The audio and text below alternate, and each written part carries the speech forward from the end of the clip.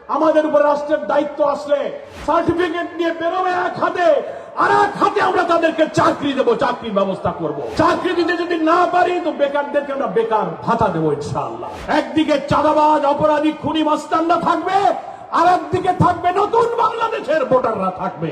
14 ইউনিয়নের গ্রামে, পাড়ায়, ওয়ার্ডে, মহল্লায় কোথায় কি হয়েছে আর কি হয়নি, কোথায় এমপি মন্ত্রীরা টাকা চুরি করেছে, কোথায় কাজ বাকি আছে, আমি এই কয়েক বছর সেটা দেখার সুযোগ পেয়েছি।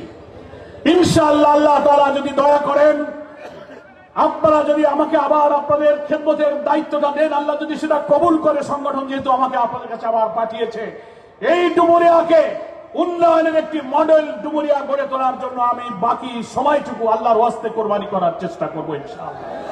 বিশেষ করে যুবকদের বলতে চাই, আজকের সমস্যা হচ্ছে সবচেয়ে বড় হলো যুবকদের বেকার সমস্যা, চাকরি বাকরি নাই, নাকি বলেন? আমি আপনাদের কাছে কথা দিচ্ছি, আমরা প্ল্যান নিয়েছি, আল্লাহ যদি আমাদেরকে তৌফিক দেয়, এই ডুমুরিয়ার বেকার যুবকদেরকে চাকরি দেওয়ার জন্য আমাদের ডাক্তার শফিকুর রহমান সাহেব আমিরে জামাত বলেছেন, আমাদের উপর রাষ্ট্রের দায়িত্ব আসলে ইউনিভার্সিটি, স্কুল, কলেজের ছেলেরা পাশ করে বেরোবে, মাদ্রাসার ছেলেরা সার্টিফিকেট নিয়ে বেরোবে এক হাতে, আর এক হাতে আমরা তাদেরকে চাকরি দেবো, চাকরির ব্যবস্থা করব।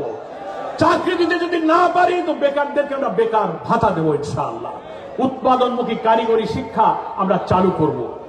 আমরা ফ্রিল্যান্সিং এর মাধ্যমে দেশে বসে শিক্ষিত, কম্পিউটার শিক্ষায় শিক্ষিত, স্বল্প শিক্ষিত বেকার যুবকদেরকে নানান বিদেশি প্রতিষ্ঠান এবং সংস্থার সাথে আয় করে ফ্রিল্যান্সিং এর ব্যবস্থার জন্য আমরা এখানে উদ্যোগ গ্রহণ করব। এই ডুমুরিয়ায় 4 লক্ষ ডুমুরিয়া ফুলতলা মিলে ভোটার, 4,15,20,000, তার মধ্যে প্রায় 3 লক্ষ ভোটার হচ্ছে ডুমুরিয়ায়। 3 ভাগের 1 ভাগ ভোটারই হচ্ছে যুবক। বাংলাদেশের 12 কোটি ভোটারের প্রায় 4 কোটি যুবক নতুন ভোটার এইবার ভোট দেবে ইনশাআল্লাহ। আমি ডুমুরিয়ার যুবক, তরুণ, ছাত্র, তোমরা যারা নতুন ভোটার হয়েছ, তোমাদের স্লোগান হবে তরুণ প্রজন্মের প্রথম ভোট দাঁড়িপাল্লার পক্ষে হোক। সবাই আমরা দাঁড়িপাল্লার পক্ষে যুবকরা ভোট দেব। আমাদের ন্যায় বিচার, বৈষম্যহীন সমাজ, একটা কল্যাণ রাষ্ট্র, পবিত্র কোরআন সুন্নাহর ভিত্তিতে যদি পেয়ে যাই, জুলুম থাকবে না, ইনসাফ হবে। ইসলামী দল, রাজনৈতিক দল, আলেম ওলামা, পীর, মাশায়েখ, স্কলার এখন ঐক্যবদ্ধ হচ্ছে। প্রত্যেকটি জায়গায় যে দলের যিনি জনপ্রিয়, আলোচনা সমঝোতায় মনোনীত করে একটা জায়গায় আমরা এবার ইনশাআল্লাহ ভোট দেব।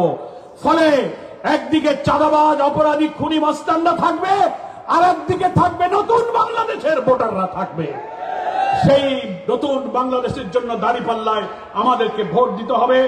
আমি আশা করি, শারদীয় দুর্গাপূজা শুরু হয়েছে, কালকে এই উপজেলার সমস্ত ইউনিয়নের হিন্দু নেতাদের সাথে আমরা বৈঠক করেছি।